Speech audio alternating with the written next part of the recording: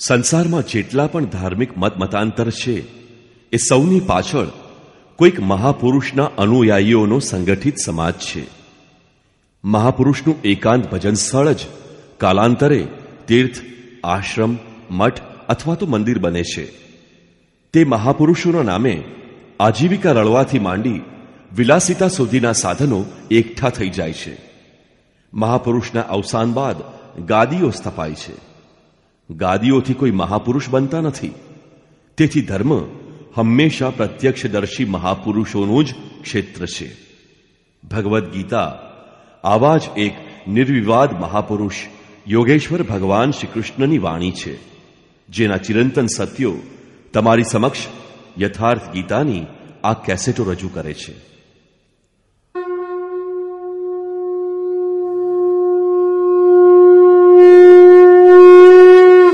ઓમ શ્રી પરમાત્મને નમઃ. યથાર્થ ગીતા શ્રીમદ ભગવદ્ ગીતા અધ્યાય 11. આગળના અધ્યાયમાં યોગેશ્વર શ્રી કૃષ્ણે પોતાની મુખ્ય વિભૂતિઓનું સંક્ષેપમાં વિવરણ કર્યું. પરંતુ અર્જુનને લાગ્યું કે એણે વિસ્તારથી સાંભળી લીધું છે. એણે કહ્યું કે આપની વાણી સાંભળીને મારો તમામ મોહ નાશ પામ્યો છે, અજ્ઞાન દૂર થયું છે. આપે જે કહ્યું એનું પ્રત્યક્ષ દર્શન કરવા માંગુ છું. સાંભળવું અને જોવું એમાં પૂર્વ પશ્ચિમ જેટલું અંતર છે. ચાલીને જોવા પર વસ્તુ સ્થિતિ કંઈક જુદી જ હોય છે. અર્જુને એ રૂપ જોયું અને અર્જુન કાંપવા લાગ્યો, ક્ષમા માંગવા લાગ્યો. શું જ્ઞાની ભયભીત થાય ખરો? એને કોઈ જિજ્ઞાસા બાકી રહે છે ખરી? નહીં. બૌદ્ધિક સ્તરની જાણકારી હંમેશા અસ્પષ્ટ રહે છે. હા, તેનાથી યથાર્થ જાણકારી માટે પ્રેરણા અવશ્ય મળે છે. આથી અર્જુને નિવેદન કર્યું. અર્જુન ઉવાચ.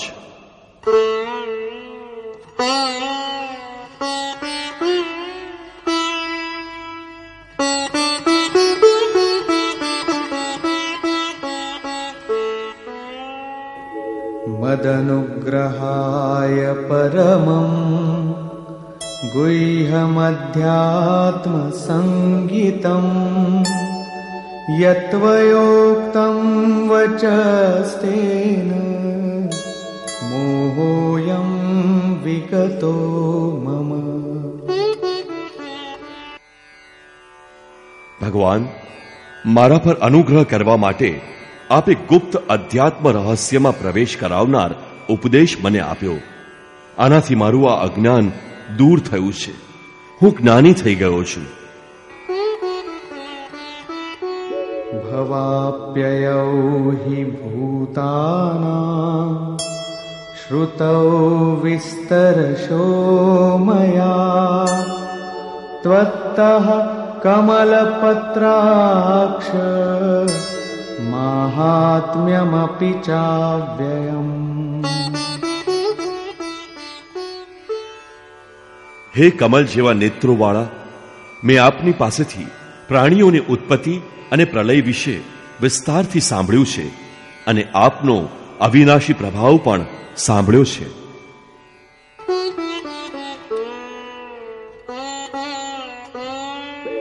એવમેતદ્યથાથત્વં આત્માनं પરમેશ્વર દ્રષ્ટુમિચ્છામિ તે રૂપં ઐશ્વરં પુરુષોત્તમ.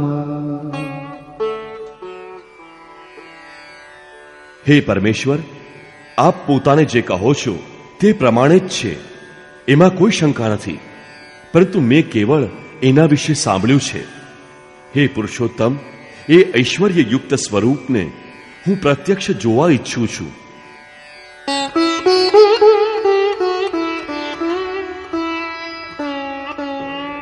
મન્યસે યદિ તચ્શક્યં મયા દ્રષ્ટુમિતિ પ્રભો યોગેશ્વર તતો મે ત્વં દર્શયાત્માનમવ્યયમ. હે પ્રભો, હું એ રૂપના દર્શન કરી શકું એ શક્ય હોવાનું આપ માનતા હો તો હે યોગેશ્વર, આપ આપના અવિનાશી સ્વરૂપનું મને દર્શન કરાવો.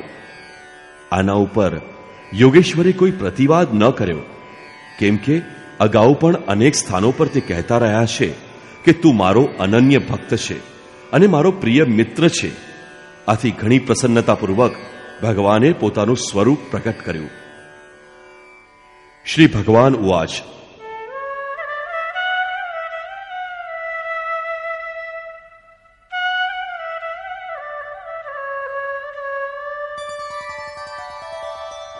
પશ્ય મે પાર્થરૂપાણિ શતશોથ સહસ્રશઃ નાનાવિધાની દિવ્યાની નાનાવર્ણાકૃતિની ચ.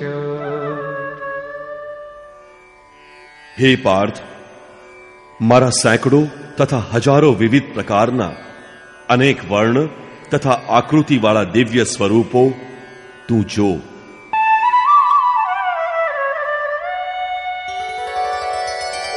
પશ્યાદિત્યાન વસૂન રુદ્રાન અશ્વિનો મરુતસ્તથા બહૂન્યદૃષ્ટપૂર્વાણિ પશ્યાશ્ચર્યાણિ ભારત. હે ભારત, અદિતિના 12 પુત્રો, 8 વસુઓ, 11 રુદ્ર, બંને અશ્વિની કુમાર અને 49 મરુત ગણોને જો. તેમજ પહેલા તે કદી ન જોયા હોય એવા અનેક આશ્ચર્યમય રૂપોને જો.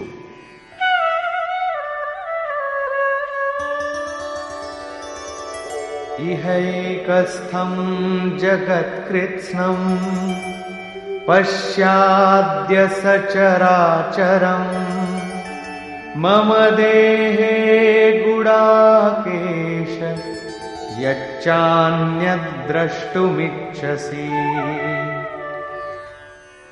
અર્જુન, હવે મારા આ શરીરમાં એક જ સ્થાન પર સ્થિત ચરાચર સહિત સંપૂર્ણ જગતને જો, તથા અન્ય જે કાંઈ જોવા ઈચ્છતો હોય એ જો. આ રીતે ભગવાન 3 શ્લોક સુધી સતત અનેક રૂપો બતાવતા ગયા, પરંતુ અર્જુનને કશું નજરે ન પડ્યું. એ તો આંખ ચોળતો જ રહ્યો. આમ પોતાનું દર્શન કરાવતા કરાવતા ભગવાન અચાનક અટકે છે અને કહે છે,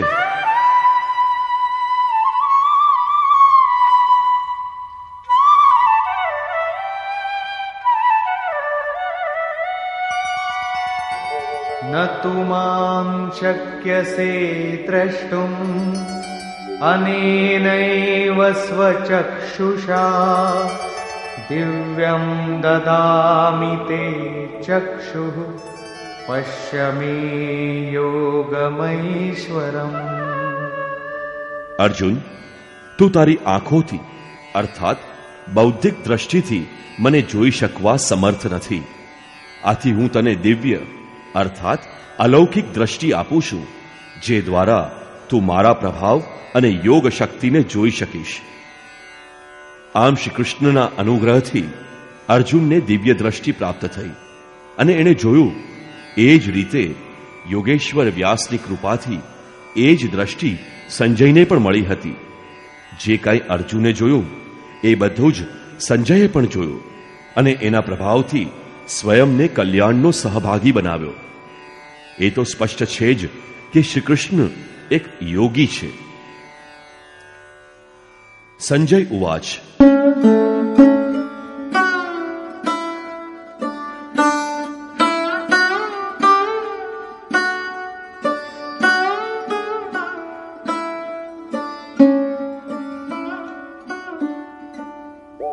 એવમુક્ત્વા તતો રાજન મહાયોગેશ્વરો હરિ દર્શયામાસ પાર્થાય પરમં રૂપમૈશ્વરમ.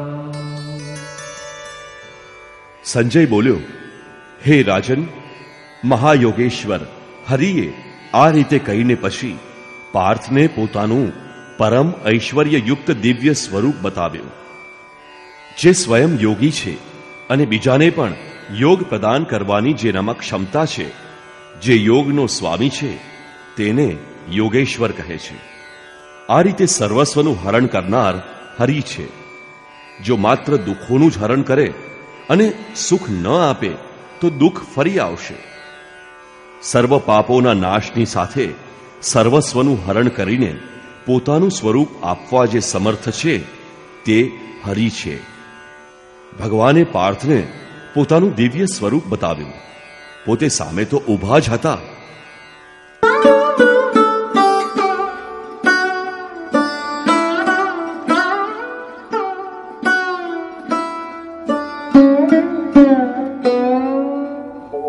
अनेकवक्त्रनयनम् अनेकाद्भुतदर्शनम् अनेकदिव्याभरणम् दिव्यानेकोद्यतायुधम्.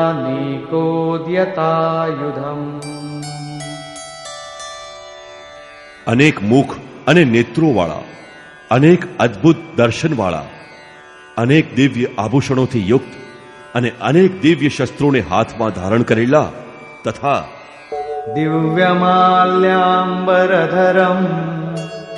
दिव्यगन्धानुलेपनम् सर्वाश्चर्यमयम् देवम् अनन्तम् विश्वतोमुखम्. દિવ્ય માળા તથા વસ્ત્રો ધારણ કરેલા, દિવ્ય ગંધ તથા લેપ ધરાવતા, તમામ પ્રકારના આશ્ચર્યયુક્ત અસીમ વિરાટ સ્વરૂપ પરમદેવનો અર્જુને દિવ્ય દ્રષ્ટિથી સાક્ષાત્કાર કર્યો.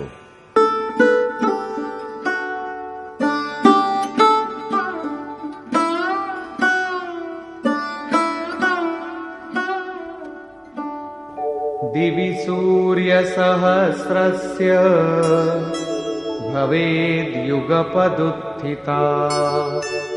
यदि भासदृशी सा स्यात् भासस्तस्य महात्मनः. અગાઉ જેમ દર્શાવ્યું છે એ પ્રમાણે અજ્ઞાનરૂપી ધૃતરાષ્ટ્ર, સંયમરૂપી સંજય. એ પ્રમાણે સંજયે કહ્યું, હે રાજન, આકાશમાં એક સાથે હજારો સૂર્યોના ઉગવાથી જેટલો પ્રકાશ થાય તે પણ વિશ્વરૂપ મહાત્માના પ્રકાશની સમાન ભાગ્યે જ હશે. અહીં શ્રી કૃષ્ણ મહાત્મા છે, યોગેશ્વર છે.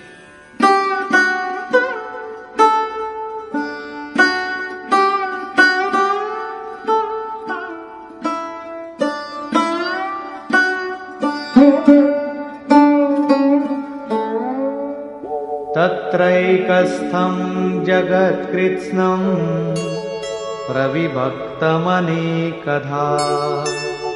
अपश्यद्देवदेवस्य शरीरे पाण्डवस्तदा.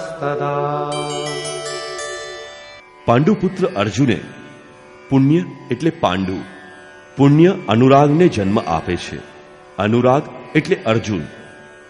પાંડુપુત્ર અર્જુને એ સમયે અનેક રીતે વિભક્ત સંપૂર્ણ જગતને એ પરમદેવના શરીરમાં એક જ જગ્યાએ સ્થિત થયેલું જોયું.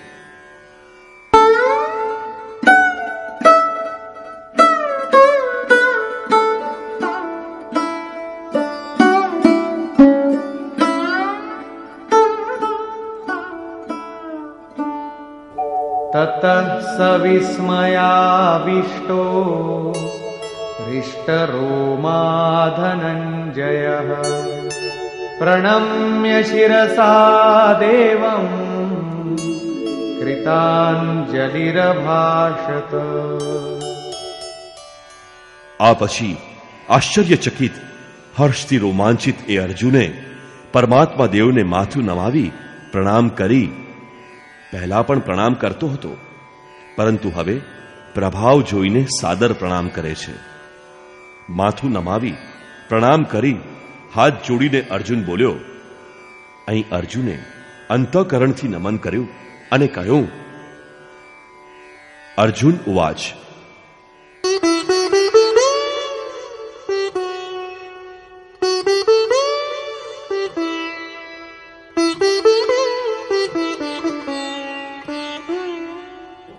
પશ્યામિ દેવાંસ્તવ દેવદેહે સર્વાંસ્તથા ભૂતવિશેષસંઘાન બ્રહ્માણમીશં કમલાસનસ્થં ઋષીંશ સર્વાનુરગાંશ દિવ્યાન.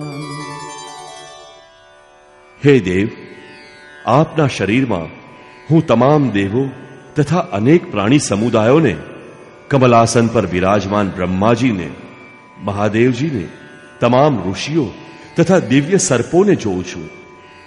આ પ્રત્યક્ષ દર્શન હતું, કોરી કલ્પના ન હતી. પરંતુ આવું દર્શન શક્ય ત્યારે બને જ્યારે યોગેશ્વર, પૂર્ણત્વ પ્રાપ્ત મહાપુરુષ હૃદયપૂર્વક દ્રષ્ટિ આપે, અને આ દ્રષ્ટિ સાધનાથી મળી શકે.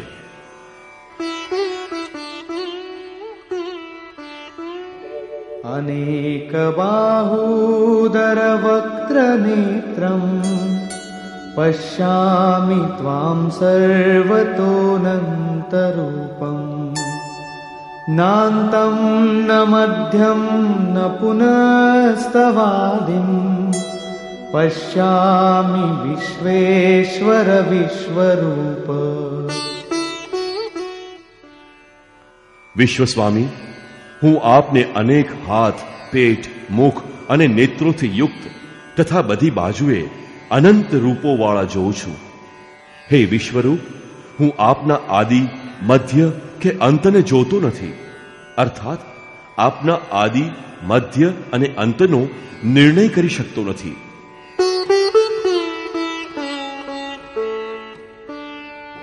કિરીટિનં ગદિनं ચક્રિણં ચ તેજોરાશિં સર્વતો દીપ્તિમન્તં પશ્યામિ ત્વાં દુર્નિરીક્ષં સમન્તાत् દીપ્તાનલાર્કદ્યુતિમપ્રમેયં. હું આપને મુકુટધારી, ગદાધારી, ચક્રધારી, તેજના પુંજ, બધી બાજુથી ચળહળતા, જોઈ ન શકાય એવા અમાપ અને પ્રગટાવેલા અગ્નિ અને સૂર્ય જેવા બધી જ દિશાઓમાં પ્રકાશતા જોઉં છું. આ રીતે સંપૂર્ણ ઇન્દ્રિયોથી પૂર્ણતયા સમર્પિત થઈને શ્રી કૃષ્ણને આ રૂપમાં જોઈને અર્જુન એમની સ્તુતિ કરવા લાગ્યો. ત્વમક્ષરં પરમં વેદિતવ્યં ત્વમસ્ય વિશ્વસ્ય પરમ નિધાનમ ત્વમવ્યયઃ શાશ્વત ધર્મગોપ્તા સનાતનસ્ત્વં પુરુષો મતો મે. ભગવાન, હું માનું છું કે તમે જ જાણવા યોગ્ય પરમ અક્ષર બ્રહ્મ છો. તમે જ આ વિશ્વના સૌથી મોટા આધાર છો. તમે જ શાશ્વત ધર્મના અવિનાશી રક્ષક છો અને તમે જ સનાતન પુરુષ છો. આત્માનું સ્વરૂપ શું છે? તે શાશ્વત, સનાતન, અવ્યક્ત રૂપ અવિનાશી છે. અહીં શ્રી કૃષ્ણનું શું સ્વરૂપ છે? એ જ શાશ્વત, સનાતન, અવ્યક્ત અને અવિનાશી. અર્થાત પ્રાપ્તિ બાદ મહાપુરુષ પણ એ જ આત્મભાવમાં સ્થિત રહે છે. આથી તો ભગવાન અને આત્મા એક જ લક્ષણવાળા છે.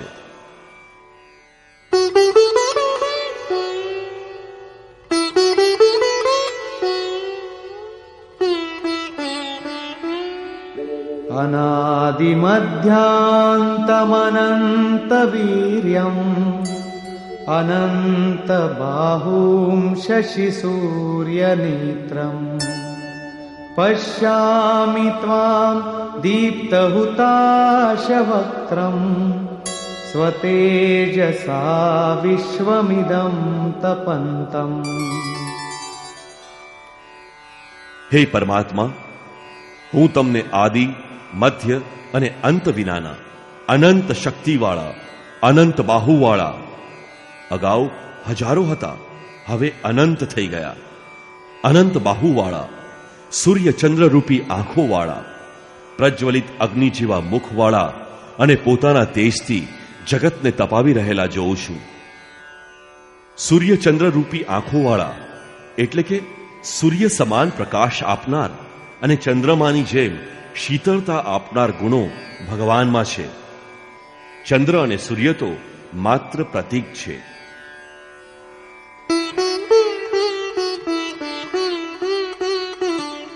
દ્યાવા પૃથિવ્યોરિદમંતરં હિ વ્યાપ્તં ત્વયૈકેન દિશશ્ચ સર્વાઃ દૃષ્ટ્વાદ્ભુतं રૂપમુગ્રં તવેદં લોકત્રયં પ્રવ્યથિतं મહાત્મન. હે મહાત્મન, આકાશ અને પૃથ્વી વચ્ચેના સંપૂર્ણ અવકાશને તથા તમામ દિશાઓને તમે એકલાએ જ ભરી દીધા છે. તમારા આ ભયંકર અલૌકિક રૂપને જોઈને ત્રણેય લોક અકળાઈ ઉઠ્યા છે. અમીહિ ત્વાં સુરસંઘા વિશન્તિ કેચિદ ભીતા પ્રાંજલયો ગૃણન્તિ સ્વસ્તીત્યુક્ત્વા મહર્ષિ સિદ્ધ સંઘા સ્તુવન્તિ ત્વાં સ્તુતિભિઃ પુષ્કલાભિઃ. વળી આ દેવ સમૂહ તમારામાં પ્રવેશ કરે છે. ભયભીત થયેલા કેટલાક લોકો હાથ જોડીને તમારું સ્તવન કરે છે. મહર્ષિઓ અને સિદ્ધોના સંઘો સૌનું કલ્યાણ હો એવા સ્વસ્તિ વચન બોલીને અનેક સ્તોત્રો વડે તમારું યશોગાન કરે છે. રુદ્રાદિત્યા વસવો યે ચ સાધ્યા વિશ્વેશ્વિનો મરુતશ્ચોષ્મપાશ્ચ ગંધર્વયક્ષાસુરસિદ્ધ સંઘા વીક્ષન્તે ત્વાં વિસ્મિતાશ્ચૈવ સર્વે. વળી રુદ્રો, આદિત્યો, વસુઓ, સાધ્ય દેવગણો, અશ્વિની કુમારો, મરુતો અને પિતૃઓ, ગંધર્વો, યક્ષો, અસુરો અને સિદ્ધોના સંગો એ બધા જ વિસ્મય પામીને તમને જુએ છે. અર્થાત જોવા છતાં સમજી શકતા નથી, કેમ કે એમની પાસે દ્રષ્ટિ નથી. શ્રી કૃષ્ણે અગાઉ જણાવ્યું છે કે આસુરી સ્વભાવવાળા મને તુચ્છ કહીને સંબોધે છે, સામાન્ય મનુષ્ય જેવો માને છે, જ્યારે હું તો પરમ ભાવ પરમેશ્વરના રૂપમાં સ્થિત છું. આમ છતાં હું મનુષ્ય શરીરનો આધાર છું, એનો વિસ્તાર છું. તેઓ મને આશ્ચર્યથી જોઈ રહ્યા છે, મતલબ કે તેઓ મને સમજી શકતા નથી, મને જોઈ શકતા નથી.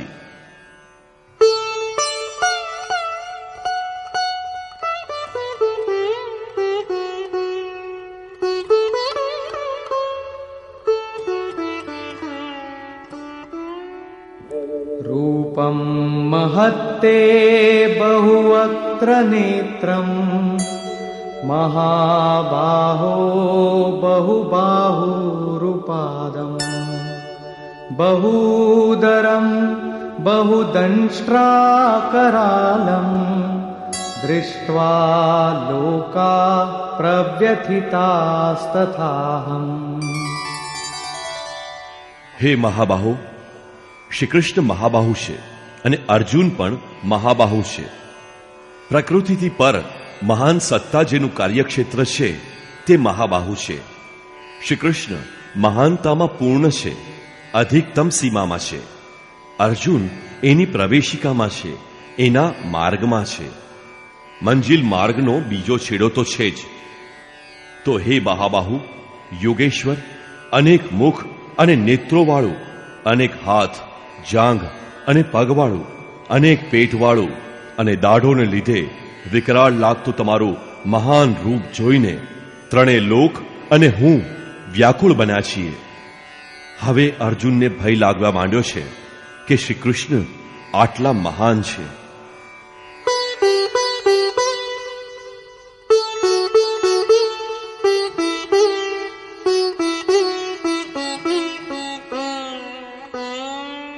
નભસ્પૃશં દીપ્તમનેકવર્ણં વ્યાત્તાનनं દીપ્તવિશાલનેત્રં દૃષ્ટ્વા હિ ત્વાં પ્રવ્યથિતાંતરાત્મા ધૃતિં ન વિન્દામિ શમં ચ વિષ્ણુ.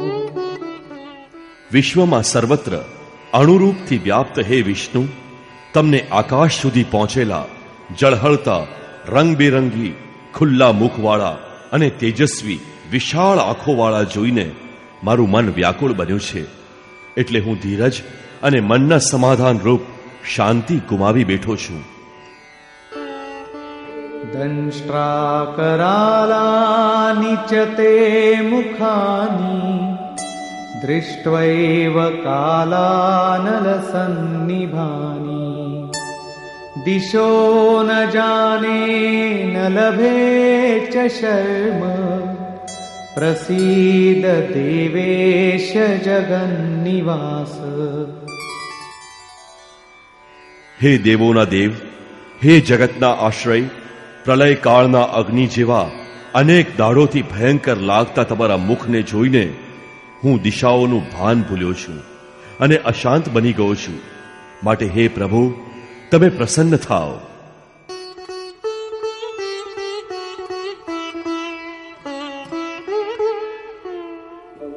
અમી ચ ત્વાં ધૃતરાષ્ટ્રસ્ય પુત્રાઃ સર્વે સહૈવાવનિપાલસંઘૈ ભીષ્મો દ્રોણઃ સૂતપુત્રસ્તથાસૌ સહાસ્મદીયૈરપિ યોધમુખ્યૈ.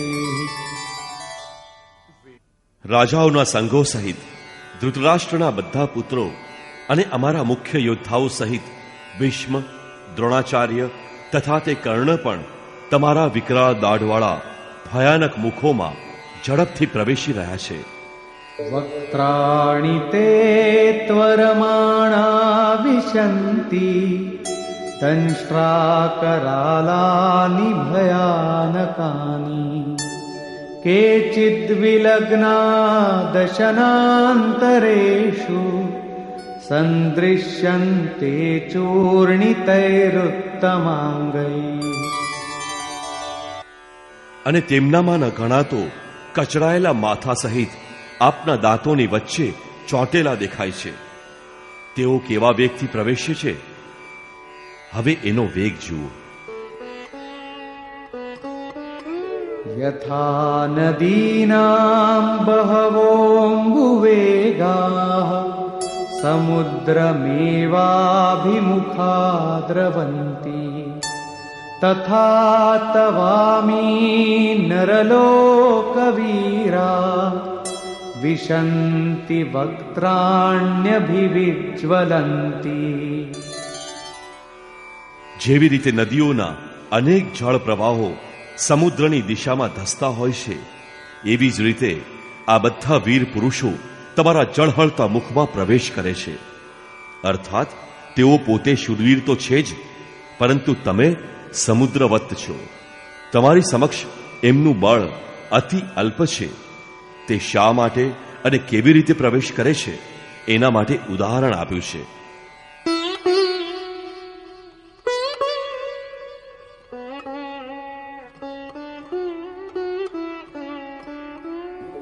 યથા પ્રદીપ્તં જ્વલनं પતંગા વિશન્તિ નાશાય સમૃદ્ધવેગા તથૈવ નાશાય વિશન્તિ લોકાઃ તવાપિ વક્ત્રાણિ સમૃદ્ધવેગા. પતંગિયા જેમ પોતાના વિનાશ માટે પ્રજ્વલિત અગ્નિમાં વેગપૂર્વક ધસી જાય છે, એ જ રીતે તમામ પ્રાણીઓ પોતાના વિનાશ માટે તમારા મુખમાં પૂરા વેગથી દાખલ થઈ રહ્યા છે. લેલીહસે ગ્રસમાન સમંતાત લોકાન સમગ્રાન વદનૈર્જ્વલદ્ભિઃ તેજોભિરાપૂર્ય જગત સમગ્રમ ભાસસ્તવોગ્રા પ્રતપંતિ વિષ્ણુ. હે વિષ્ણુ, તમે તમારા પ્રજ્વલિત મુખો વડે ઘણા બધા લોકોને બધી બાજુથી ચાટી રહ્યા છો, એનો આસ્વાદ લઈ રહ્યા છો. હે વ્યાપનશીલ પરમાત્મા, તમારો ઉગ્ર પ્રકાશ આખા જગતને તેજથી ભરી દઈને તપાવે છે. આનો અર્થ એ કે પ્રથમ આસુરી સંપદ પરમ તત્વમાં વિલીન થઈ જાય છે, ત્યારબાદ દૈવી સંપદનું કોઈ પ્રયોજન રહેતું નથી. આથી એ પણ એ સ્વરૂપમાં વિલીન થઈ જાય છે. અર્જુને જોયું કે કૌરવ પક્ષ તદનંતર એના પોતાના પક્ષના યોદ્ધા શ્રી કૃષ્ણના મુખમાં વિલીન થઈ રહ્યા છે. એણે પૂછ્યું,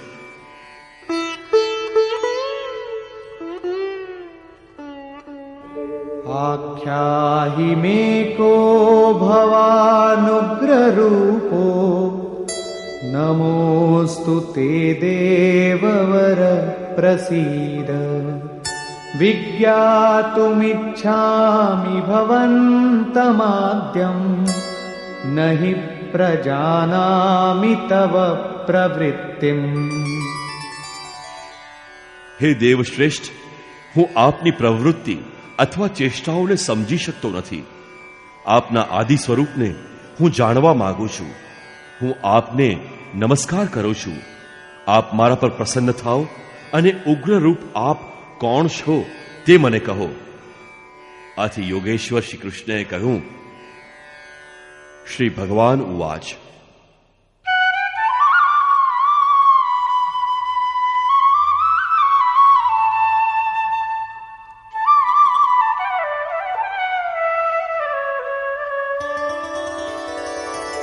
કાલોસ્મિ લોકક્ષયકૃત પ્રવૃદ્ધો લોકાન સમાહર્તુમિહ પ્રવૃત્તઃ ऋतेऽपि त्वां न भविष्यन्ति सर्वे येव स्थिताः प्रत्यनीकेषु योधाः. હું લોકોનો નાશ કરવા માટે વૃદ્ધિ પામેલો મહાકાળ છું. તેમનો નાશ કરવા માટે પ્રવૃત્ત થયો છું. તું નહીં લડે તો પણ સામેની સેનામાં ઉભેલા કોઈ યોદ્ધાઓ બચવાના નથી. આથી જ પ્રવૃત્ત થયો છું.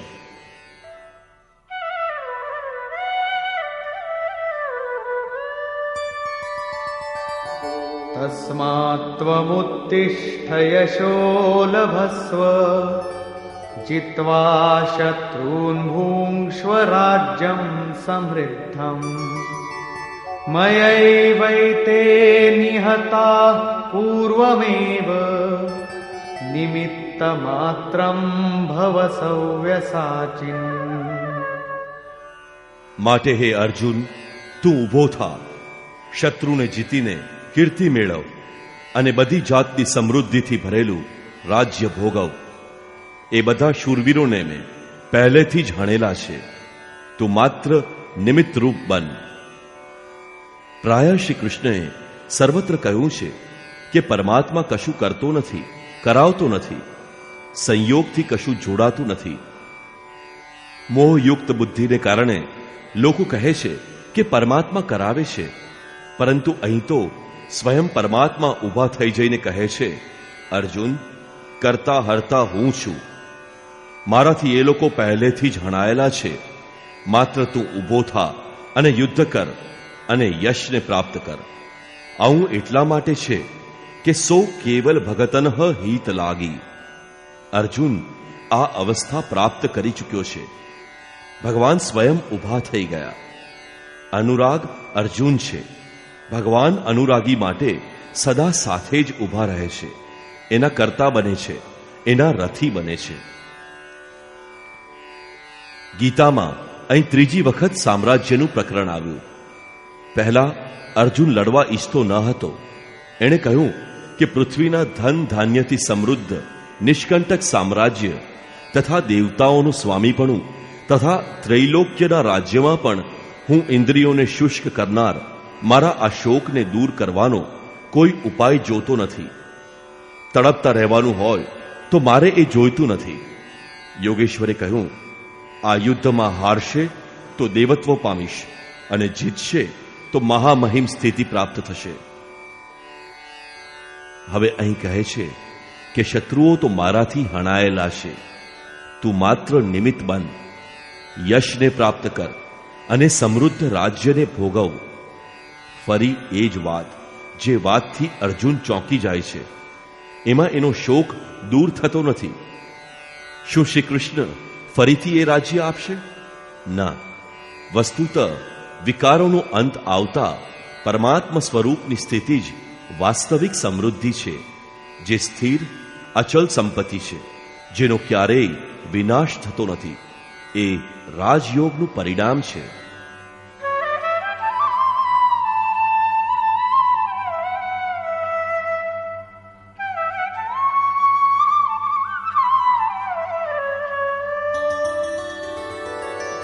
દ્રોણંચ ભીષ્મંચ જયદ્રથંચ કર્ણં તથાન્યાનપી યોધવીરાન મયા હતાંસ્ત્વં જહિમા વ્યથિષ્ઠા યુધ્યસ્વ જેતાસિ રણે સપત્નાન.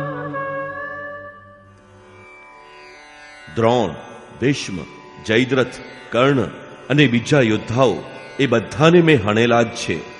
એમને તું હણી નાખ, ભય ન સે. યુદ્ધમાં દુશ્મનોને તું જરૂર જીતીશ. આથી યુદ્ધ કર. અહીં પણ યોગેશ્વરે કહ્યું કે મારા દ્વારા હણાયેલા છે, આ મરેલાઓને તું માર. આમ સ્પષ્ટતા કરી છે કે હું કરતા છું. જો કે 5મા અધ્યાયમાં તેઓ કહે છે, શુભ અશુભ પ્રત્યેક કાર્યના 5 માધ્યમ છે: અધિષ્ઠાન, કર્તા, કરણ, ચેષ્ટા અને દૈવ. જેઓ એમ કહે છે કે કૈવલ્ય સ્વરૂપ પરમાત્મા કરે છે, તો તે અવિવેકી છે. તેમને યથાર્થની જાણ નથી, અર્થાત ભગવાન કરતા નથી. આવો વિરોધાભાસ શા માટે? વસ્તુત પ્રકૃતિ અને પરમાત્મા પુરુષની વચ્ચે એક સીમા રેખા છે. જ્યાં સુધી પ્રકૃતિના પરમાણુઓનો દબાવ રહે છે, ત્યાં સુધી માયા પ્રેરણા આપે છે, અને સાધક તેનાથી અળગો થઈ જાય છે ત્યારે ઈશ્વર, ઇષ્ટ અથવા સદ્ગુરુના, ઇષ્ટ પ્રેરકના સ્થાન પર સદ્ગુરુ, આત્મા, પરમાત્મા, ઇષ્ટ, ભગવાન વગેરે પર્યાયવાચી શબ્દો છે. ગમે તે કહે એ ભગવાન જ કહે છે. ઇષ્ટ હૃદયપૂર્વક સારથી બને છે. આત્માથી જાગૃત થઈને અનુરાગી સાધક સ્વયં પથ સંચાલન કરવા લાગે છે. પૂજ્ય મહારાજજી કહેતા હતા કે જે પરમાત્માની ચાહ છે, જે તલ ઉપર આપણે ઊભા છીએ, એ તલ પર સ્વયં ઉતરીને આત્માથી જાગૃત ન થઈએ ત્યાં સુધી યોગ્ય રીતે સાધનાનો આરંભ થતો નથી. ત્યાર પછી જે સાધકને પ્રાપ્ત થાય છે એ એની દેન છે. સાધન તો નિમિત્ત માત્ર છે, તે તો એના સંકેત અને આદેશ અનુસાર ચાલે છે. સાધકનો વિજય એની દેન છે, પરમાત્માની દેન છે. આવા અનુરાગી માટે ઈશ્વર પોતાની દ્રષ્ટિથી જુએ છે, દેખાડે છે અને પોતાના સ્વરૂપ સુધી પહોંચાડે છે. આજ શ્રી કૃષ્ણ પણ કહે છે કે મારા દ્વારા મરાયેલા શત્રુઓને તું માર, ચોક્કસ તારો જ વિજય થશે. કેમ કે હું તારી સાથે ઊભો છું.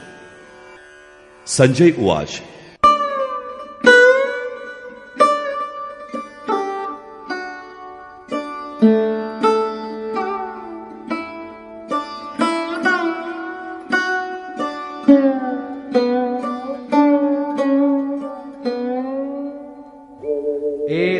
श्रुत्वा वचनं केशवस्य कृताञ्जलिर्वेपमानः किरीटी नमस्कृत्वा भूय एवाह कृष्णं સગદ્ગદં ભીત ભીત પ્રણમ્ય. સંજયે કહ્યું, જે કંઈ અર્જુને જોયું એ બધું જ સંજયે પણ જોયું. અજ્ઞાનથી આચ્છાદિત મન આંધળો ધૃતરાષ્ટ્ર છે, પરંતુ આવું મન પણ સંયમના માધ્યમથી સારી રીતે દેખી અથવા તો સાંભળી અને સમજી શકે છે. તો સંજયે કહ્યું, કેશવના ઉપરયુક્ત વચનો સાંભળીને થરથર કાંપતા મુકુટધારી અર્જુને હાથ જોડીને બીતા બીતા ગદગદ કંઠે ફરીથી આ પ્રમાણે કહ્યું. અર્જુન ઉવાચ. સ્થાને ઋષિકેશ તવ પ્રકીર્ત્યા જગત પ્રરિષ્યત્યનુરજ્યતે ચ રક્ષાંસી ભીતાનિ દિશો દ્રવંતી સર્વે નમસ્યન્તિ ચ સિદ્ધ સંઘાઃ.